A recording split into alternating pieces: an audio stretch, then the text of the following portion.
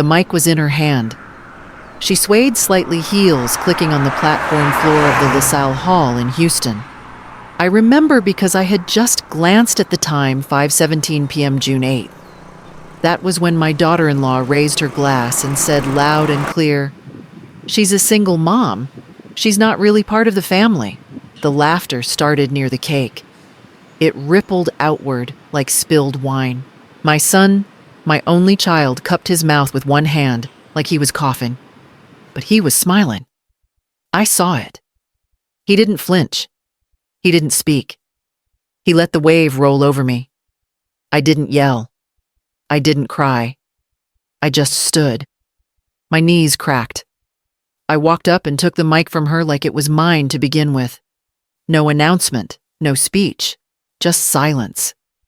People say families forever, but if that's true, why does mine come with disclaimers? I didn't even look at her. I looked at him, and nothing in his face told me I was welcome there.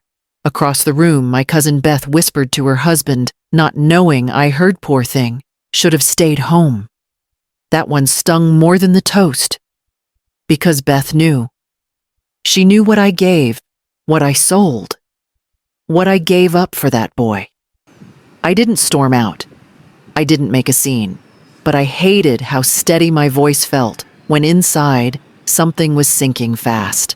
The photographer, a young guy in a maroon vest, shifted uncomfortably. Later he'd say to me, "That was weird, like they wanted a show." And I gave them one, but not the kind they expected. Truth is, I saw signs, ignored them, brushed off the fact that I was seated near the kitchen while her parents got the main table. Told myself it was a mistake.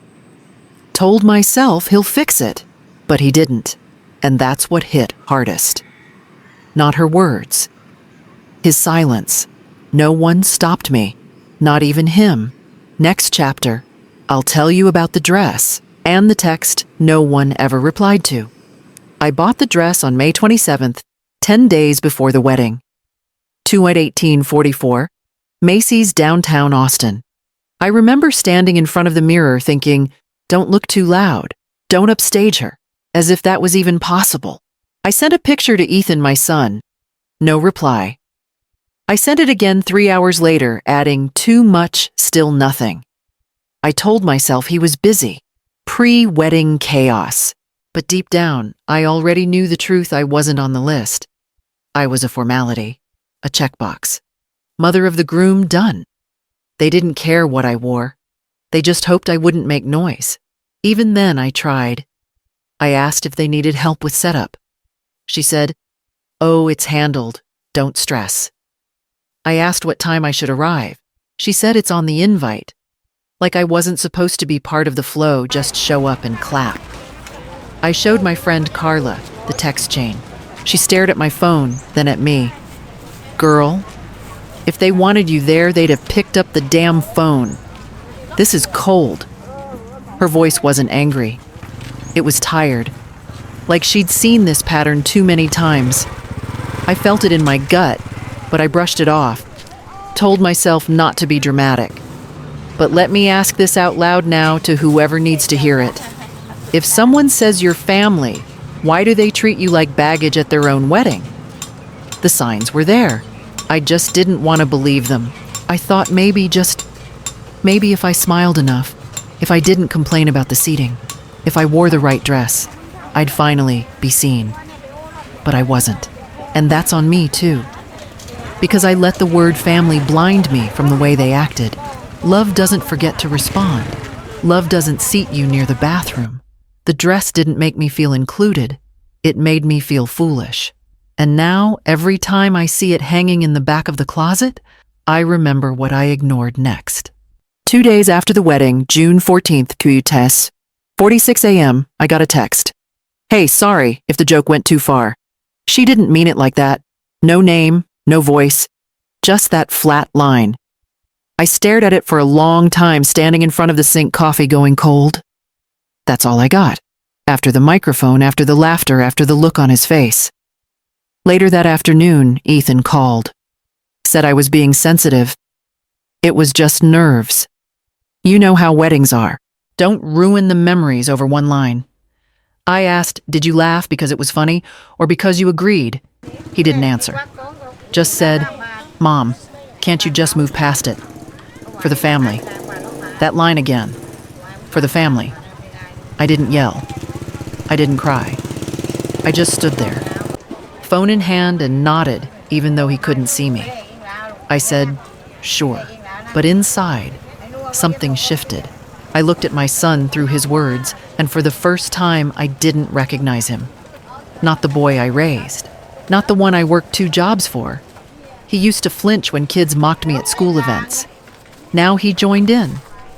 My cousin Marianne came by that evening, dropped off a pie. She asked how the wedding went. I didn't say much, just handed her my phone. She read the text and said, they don't get to use family as a leash. That's not what that word means. Her tone was sharp, real, and it cut deeper than mine ever could. Truth is, I felt stupid for standing up, for thinking the mic would fix something, for thinking he'd follow me out of that room. But I also knew this: if I didn't hold on to the truth, if I let them shape the story, I'd disappear in it. So I started writing things down. Dates. Words. What was said and who said it. Not to get revenge, but to remember clearly. And the next thing I wrote down hit harder than I thought.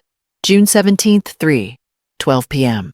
I was in the laundry room folding towels when I heard her voice through the kitchen speaker. She was on a call.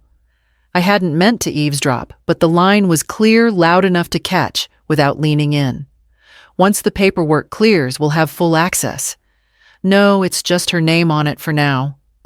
She paused, laughed. Don't worry. We've got it lined up. I stood still. The same kind of still when your doctor hesitates mid-sentence. I didn't move, just kept holding a half-folded towel. Paperwork access. What were they planning? Later that night, I sat at the kitchen table and replayed it. She wasn't talking about some new apartment or car. She meant this house. Mine. The same one I'd paid off in 2011 with the last check from the school district. The same one where Ethan learned to ride a bike in the driveway. I felt dizzy, but also stupid because deep down, I remembered signing something a few years ago. Some joint estate planning Ethan brought up during tax season. Said it was just in case something happened. I didn't ask enough questions. I trusted. I called Carla, told her what I'd overheard. She didn't miss a beat. Girl, pull the file. Don't guess.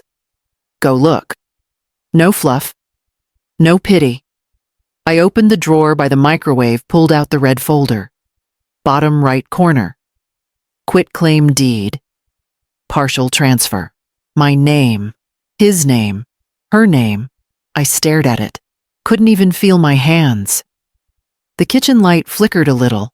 I hadn't replaced the bulb in months. Funny what you notice when everything else cracks.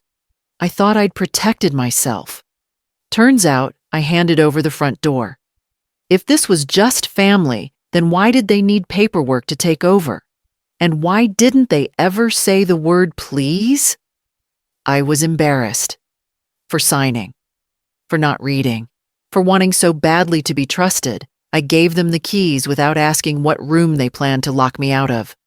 So I called someone I should have called years ago, my lawyer.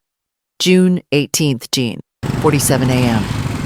I walked into the law office wearing the same sneakers I mow the lawn in. I didn't care. I wasn't there to impress. I was there to verify. Mr. Hart, my lawyer from years ago, still had my folder. He looked tired, but kind. You kept it all digital too, remember? He said, pulling up the screen. There it was, my signature notarized. My name listed as sole owner. No joint transfer. No partial deed. No updated version filed. So what the hell did they show the bank I asked? My voice cracked a little. Hart leaned back and sighed. Maybe nothing yet. Maybe just bluffing. Or maybe they were counting on you never checking. I asked him to email me a PDF copy. Then I asked for a printed one too. He did both.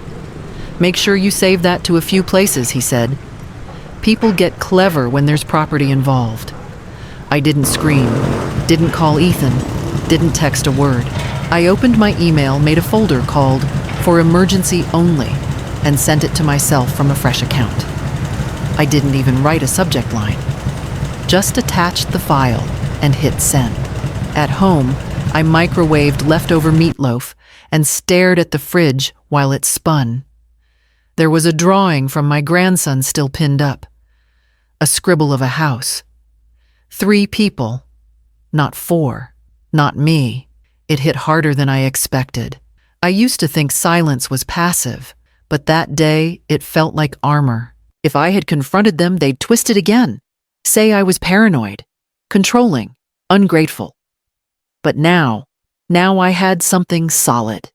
Something time-stamped. Unedited. And anyway, if they were so confident, why hide things from the one who built the place? I didn't need to fight.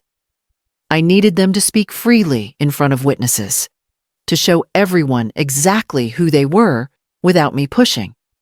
And they did just 2 days later at the bank, Sunday, July 7th, 11:00 a.m.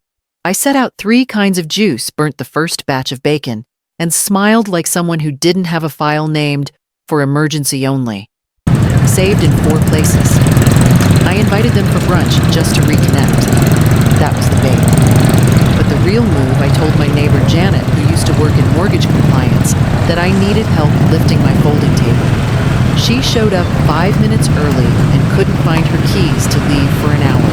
My son came in wearing his new suede jacket like it was a trophy. My daughter-in-law kissed the air near my cheek and handed me a bottle of mid-tier wine with a sticky sale tag still on it. "You're being so chill lately," she said. "It's like growth."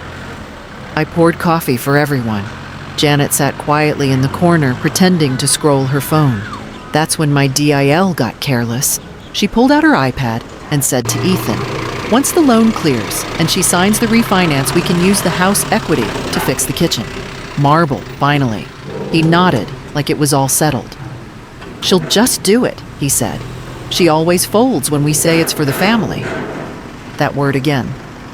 Family. Like it meant surrender. Like it only worked one way. So I asked, casual as ever, "Wait, refinance what they froze for half a second." Just a blink. Then she laughed. "Oh, it's just a way to simplify everything you know, for your peace of mind." "And who's the borrower on that form?" I said, pouring more coffee. Janet never looked up, but she cleared her throat. Loud. My DIL flinched. I didn't move. And you know what stung more than the lie I had ignored this kind of talk before? Pretended not to notice it at Christmas. Or that time I saw a Zillow tab open on Ethan's laptop. The look on her face when she realized who heard it. That's what told me I had just enough rope to let them tie the knot themselves. Next, I needed to tighten it. Monday morning, July 8th. I sat at the kitchen table with an iced coffee, sweating onto a 2016 coaster from a family trip they forgot they owed to me. I opened the file labeled House Plus. Click, scan, save, forward. Then I reached for the manila folder I kept behind the cleaning supplies, receipts, tax records, the original deed, and that wedding clip. I trimmed the part where she said, "She's not really part of the family," and made sure the audio was crisp. The printer kept spitting page after page like it knew what I was doing. My phone buzzed. It was Marie, my lawyer, an old friend, who switched to family law after her second divorce. I didn't tell her the whole story. Just said, "Can we have coffee sometime this week? I want to review some property language." She didn't ask much. Just said, "Send me what you have. I'll scan first." I labeled the PDF receipt 1453 because it was from the patio furniture I paid for the summer.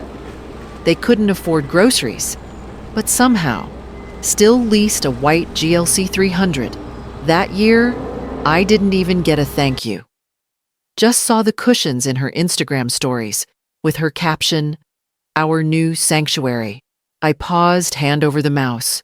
I wanted to cry, not from rage, but shame. I'd handed them too much, not just stuff.